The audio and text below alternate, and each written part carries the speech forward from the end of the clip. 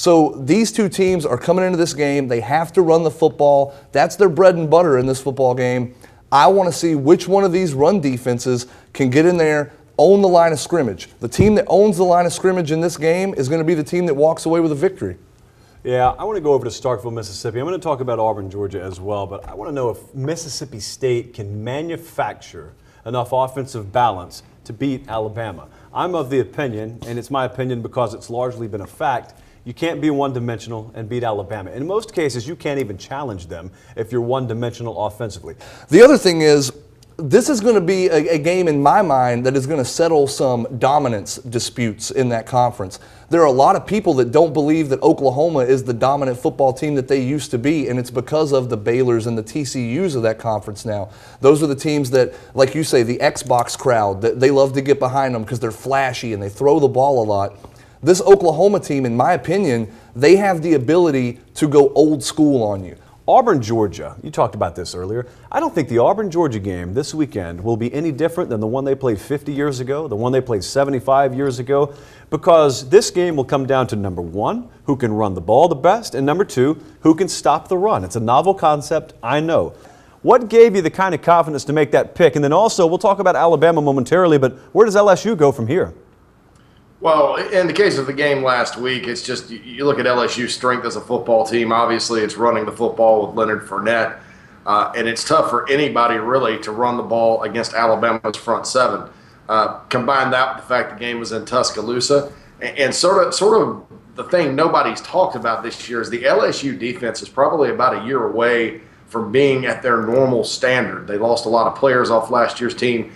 Don't really have the talent up front that they normally do. Their secondary is very good, but they don't really have the talent up front that they normally do.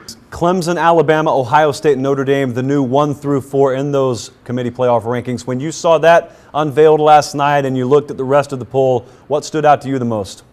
Well, I think Notre Dame's ascension really was surprising a little bit to me. You know, that they do have the one loss at Clemson. Haven't particularly played a dominating type of schedule or a schedule that's overly challenging. They play a tough one every year. But putting them up in that number 4 spot, I think speaks volumes to what the committee thinks about Clemson at number 1. There was all kinds of pressure on Mark Richt going into last Saturday. They beat Kentucky. Predictably, a lot of that chatter is shut up, at least for the time being. It was the same deal with Auburn winning at A&M. Well, now they play each other this week. So we know it'll crank back up full force for one team. Who is it? How do you see this game playing out? Well, you know, Auburn, with the exception of the one miracle game with the catch a couple of years ago, Auburn hasn't really played all that well against Georgia in recent years. But the game's on the Plains, and certainly Auburn's offense looked a little bit better against Texas A&M. They've improved kind of the second half of the season. And Auburn's defense was really coming around. I think Georgia's going to have problems scoring in this football game. You know, I expect it to be sort of a 20-10 type of game with Auburn coming out on top. Earlier this morning, Titus Russell Rivers, 7 pounds, 4 ounces, came into this world. So congratulations there. And I'll tell you the best part about all this, that kid's less than a day old and he's already got a better winning percentage than his dad does. Put the picks up, Matt. Here we go. My picks anyway. Matt, I've got Bama all the way up at a 10. I know it's dangerous. I know it's a tricky spot, but I'm going to take the points when I can get them. And if they lose, I'll suck it up. Georgia, I changed my pick here. I told you this was likely to happen. I like Georgia at a 2 now. That Jeremy Pruitt defense, I think, will be the difference in this game. LSU at a 5, Oklahoma at a 6, and Stanford over Oregon at a 5. I would bump that one up to a 10, Rivers. Come on, brother. Yeah, he sent me today, just to give you an idea of what kind of guy we're dealing with here.